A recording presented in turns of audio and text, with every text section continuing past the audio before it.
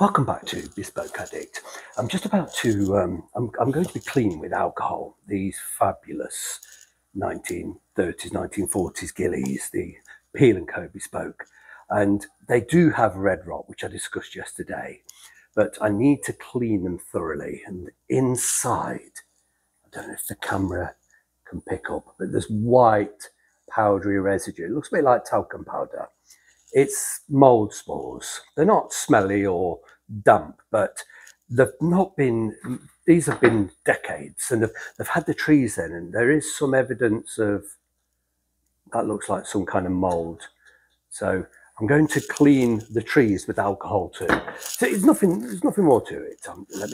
Then cleaning it with alcohol, let me pop these old towels over my trousers. And I've got the alcohol. So before I get the outsides wet, I want to wipe the inside down and get the trees wiped down and get the trees back in. So let's just give the lining a bit of a go. Make sure they're completely clean.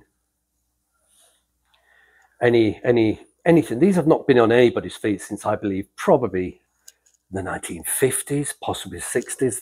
They've been in long-term storage. And they're a bit dry, and they do have. I'm not going to completely, this needs a good 10 minutes. So just to give you a quick sense of what I'm going to do, let's clean the wood. Once again, I'll just give this a quick lick over to give you a sense, but off camera, I'll spend a bit more time. Really clean the wood, because it's obviously got something on it, and that looks like mold to me. So it needs to be thoroughly cleaned with alcohol everywhere, all over the metal, inside, everywhere. Just make sure they're really good going on the outsides. No, the insides. At least 10 minutes or so. Then I can put the trees back in. I'm going to take these out off camera and do a better job. It doesn't seem to really have much polish on here. There will be a little bit, but we do know we've got red rot, which is a little bit fragile. And I need to be removing there is quite a bit of polish, dark polish. So you can see that coming off on the, so I want to be able to remove all polish, get these skins as close to natural as possible. And now I'm going to treat the whole shoe. This is the Klucel G I mixed up yesterday, and it's still a little bit, it's not full, it's got blobs in it, and it's, if the camera's picking it up, there's a couple of blobs floating about. It takes at least 24 hours. It's had about 30 hours, and the stuff's still not ready. So I'll leave it another 24 hours.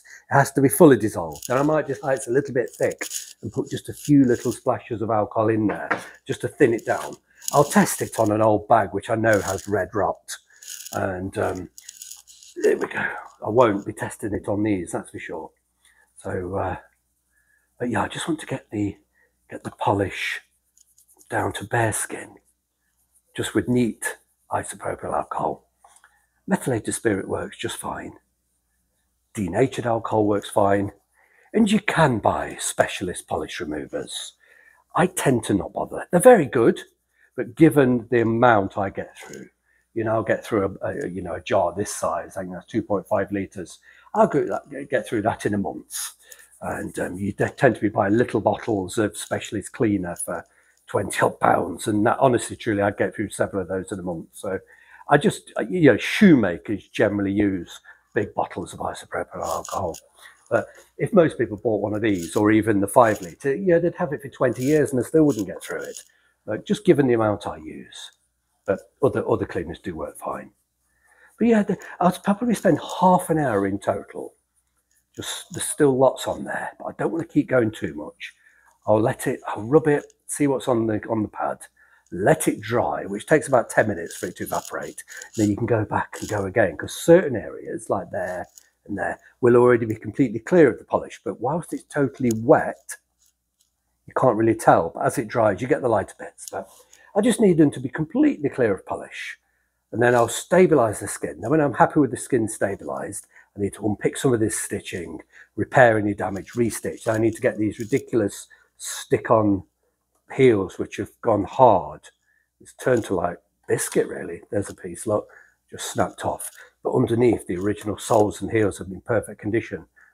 It just shows you how long that's been. It's like plastic. It is plastic. It's rubbery, but it's gone like biscuit. And so I'll do that last. I don't want to be ragging these about whilst the skins are fragile with the red rot. I've got to sort of cure the red rot, stabilize and bind to the skin.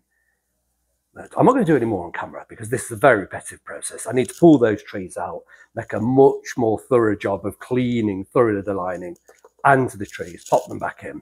Because of course I don't want to be getting them wet on the outsides whilst they've not got a tree in place. I need to be able to keep them nice and perfect shape whilst the skins are wet. Right. Spectacular things. I do have a beautiful, beautiful kilt in blues and greens. It's about 4 or 5 inches too long, so it needs to be shortened.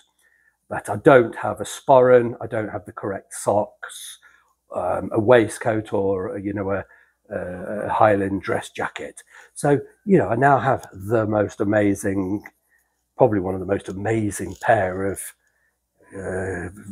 classical Scottish dress shoes on the planet, quite frankly. These are just utterly to die for. So I just need to slowly over time put the rest of the outfit together. And I have Scottish family. Even though I don't talk with a Scottish accent, my family name is Morrison. It's a very Scottish name, and Morrison do actually have their own tartan, which is remarkably similar to the tartan I have. That was just by chance. I didn't buy it because it looked like Morrison tartan. It isn't Morrison tartan, but it's very, very close. In fact, there are various different types of Morrison tartan. There's about 20 in slight different patterns and even complete different colours. But, it could certainly pass for Morrison tartan, but it isn't. I just like the classical look, and I won't, when I've got the whole outfit, I will certainly wear it with pride, and I won't feel silly dressed up as a Scotsman, because my family, as I say to you, are Scottish, even though I've never lived there. I certainly don't have a Scottish accent. That isn't the same for my grandfather. He's got the most spectacular Glaswegian accent. Anyway, I'm gossiping nonsense. I'll finish cleaning the alcohol off these off camera, and then I will bring them completely dry, and we'll use the red rot treatment. I'll explain again what that compound is and how to mix it, and I'll show you how to use it.